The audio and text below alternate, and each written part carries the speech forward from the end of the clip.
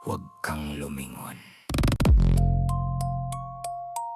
Nag-iisa si RJ sa lumang dormitoryo. 3 linggo na siyang nakatira rito. Pero ngayon lang siya pinagbawalan ng matandang tagapag-alaga. Huwag kang lilingon. Bulong ng matanda bago umalis. Kahit anong marinig mo, kahit anong maramdaman mo sa batok mo, huwag kang lilingon. Tumawa lang si RJ, panakot siguro ng matanda para hindi siya magpagabi.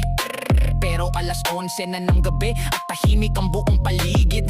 Nakaupo siya sa kama, nagbabasa, ang likod niya nakaharap sa pintuan. Tumigil si RJ. Huwag kang lumingon. Nag-iisa si RJ sa lumang dormitoryo. 3 linggo na siyang nakatira rito. Pero ngayon lang siya pinagbawalan ng matandang tagapag-alaga. Huwag kang lilingon. Bulong ng matanda bago umalis. Kahit anong marinig mo, kahit anong maramdaman mo sa batok mo, huwag kang lilingon.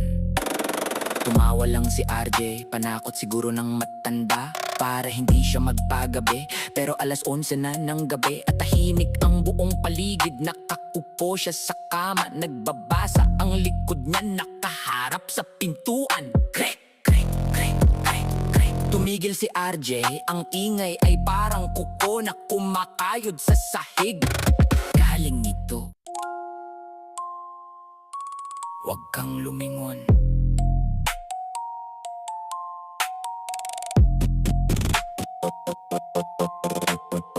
Nag-iisa si RJ sa lumang dormitoryo. 3 linggo na siyang nakatira rito. Pero ngayon lang siya pinagbawalan ng matandang tagapag-alaga. Huwag kang lilingon. Bulong ng matanda bago umalis. Kahit anong marinig mo, kahit anong maramdaman mo sa batok mo, huwag kang lilingon.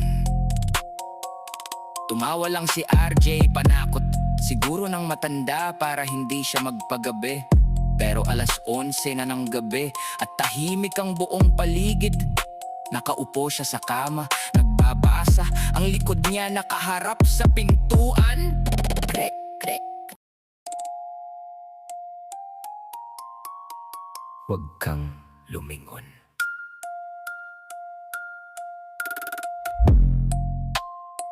Nag-iisa si RJ sa lumang dormitoryo. 3 linggo na siyang nakatira rito. Pero ngayon lang siya pinagbawalan ng matandang tagapag-alaga. Huwag kang lilingon. Bulong ng matanda bago umalis. Kahit anong marinig mo, kahit anong maramdaman mo sa batok mo,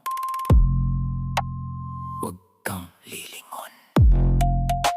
Tumawa lang si RJ, panakot siguro ng matanda para hindi siya magpagabi.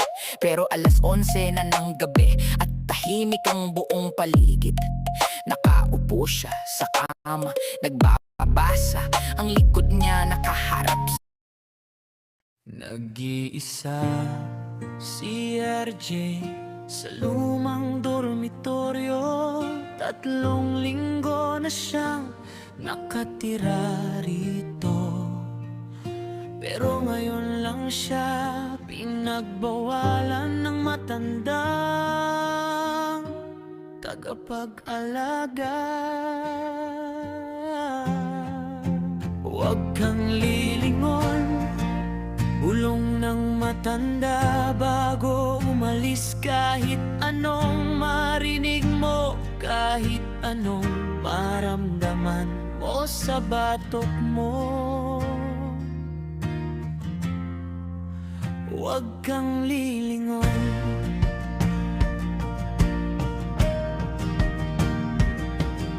Tumawa lang si RJ, panakot siguro ng matanda para hindi siya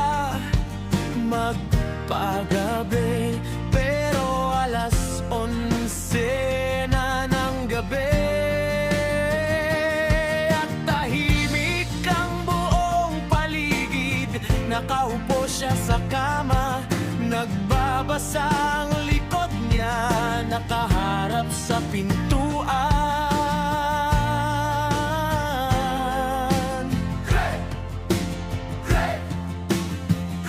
Tumigil si RJ, ang ingay ay parang buko na kumakayod sa sahig. Galing ito sa may pintuan. Pinilit niyang magbasa muli pero lumakas ang ingay. Ngayon tila may gumagapang na patalapit sa kanya.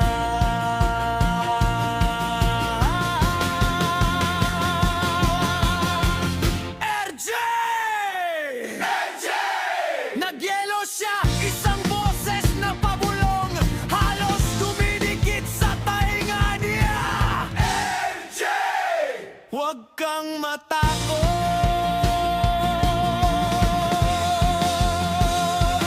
na mapapikit siya. Naramdaman niya ang malamig na hangin sa kanyang likuran.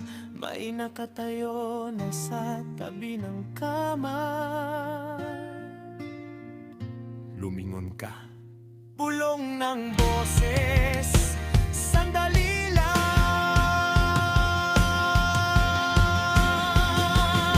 Sa isip ni RJ, huwag kang lilingon. Huwag kang lilingon.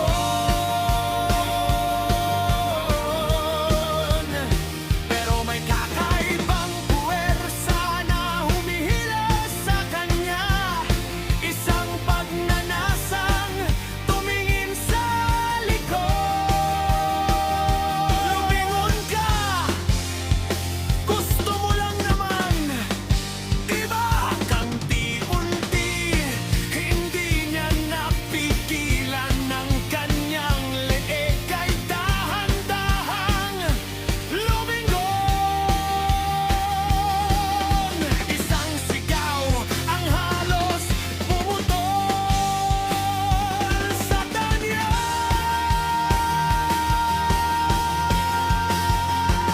Lalamunan!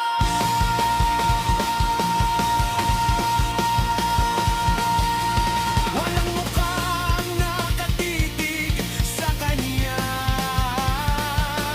Isang puting maskara ng laman na may butas na naghihintay sa kanyang tingin.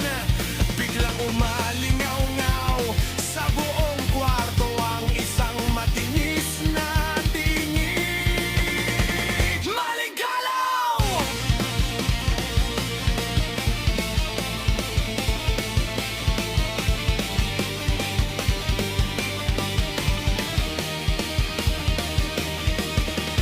Dalawang araw bago nito, hindi alam ni RJ na may mga espiritong nagagawan sa kanyang pansin. Una, si Batibat matagal na siyang nakadapo sa lumang puno ng balete sa labas ng dorm siya. Ang nagpaparalisa sa iyong katawan habang natutulog ka. Siyang nagbubulong sa iyo sa gitna ng gabi na sumusubok kung lalaban ka o magpapadaig sa takot. Pangalawa, si Kasundo, hindi siya katulad ng iba. Siya ang espiritu ng kompromiso, ang boses na magpapapaniwala sa iyo na kontrolado mo pa ang lahat. Sasabihin niya, tumingin ka lang sandali, wala namang masama. At kapag sumunod ka, wala nang atrasan. Ngunit ang pinakamatindi sa kanila ay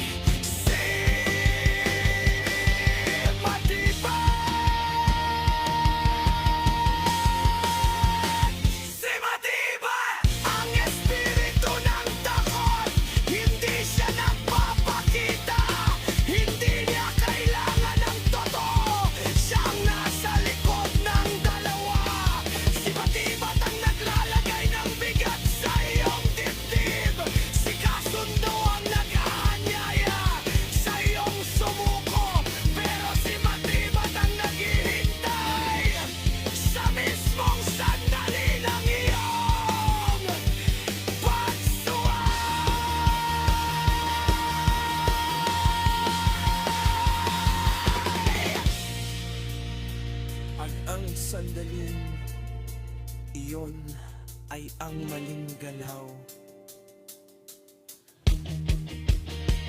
Ngayon mo, si RJ hindi lang si Batibat ang nakita niya ang anino ni Matibat na humahablot sa kanya. Sinisip-sip ang boses na